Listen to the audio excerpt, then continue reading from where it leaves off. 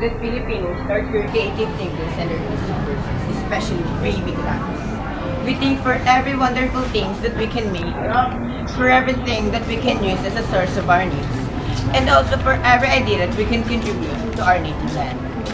Bicolanos are known for their extraordinary native crafts, and these crafts could be the pride of their place, not only their place, but also of their country.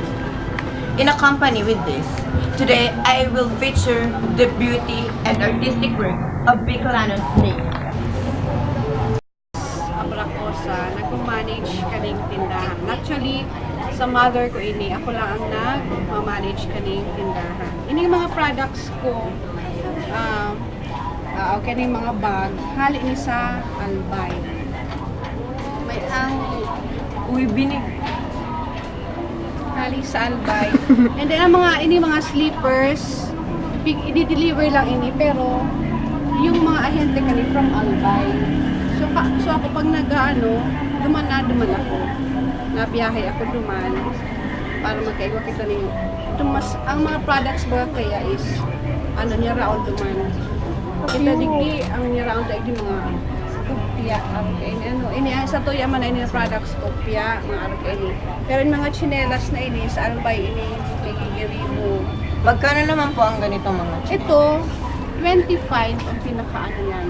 Ang pinaka last price. Siguro mga 5%. Dikit lang man dyan ang income. Sa araw kayo ng sandals na may, ito ang nito, Ragyodio. 65 na ibibigay natin na kahit 50. Pwede na yan. Dito naman po sa mga wallet. Ito mga wallet. Gustong gusto to ng mga foreigner. Yung mga small items lang. Yan ang binibili nila usually ito. Yung mga maliliit. 15 pesos ito. 30. Ito naman, yung maliit, 10 pesos. Ito, 15 pesos. Ito naman, coin purse na to, 10 pesos. Ito naman po mga malalaki. Ito, 60. 60 to. 50 pesos. Ito naman, 45. Ito, 25. 30. Dito naman po tayo ate sa mga bag. Sa mga bag, iba-iba ang presyo. Ito may 380, may 280. Pag malalaki, 500 ang presyo. May natatawaran pa yan.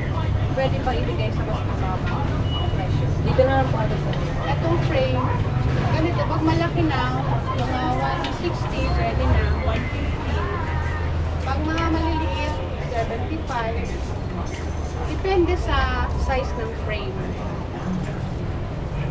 Dito naman po ate sa mga basket. Sa mga baskets, may 100 plus. Ganito, ito 150 to. Pag mga maliliit lang, 50 pataas hanggang 75. May mga sizes siya, small, medium, large. Ayan po, at marami mga produkto dito si Ate Chris. Tulad ditong mga pangsabit sa bahay, mga abaniko, at maging itong mga arnis. At marami pumunta dito mga turista at mga Bicolano o Pilipinong tumatangkilik nito. Kailan naman po dito ang pinakamalakas na benta? Usually, pag malapit na ang Pasko, o tulad ng ngayong buwan na sa September, mabenta yan. Kasi yung mga traditional na ginagawa natin every September, laging kasali ang mga native products pag pinipresent natin sa mga. Magkano naman po ang minimum ninyo? Nabibenta sa araw-araw. Sa ngayon, as a starter, pag yung halimbawa, sa walk-in ka lang, siguro mga 1,000 a day, 1,000 pataas.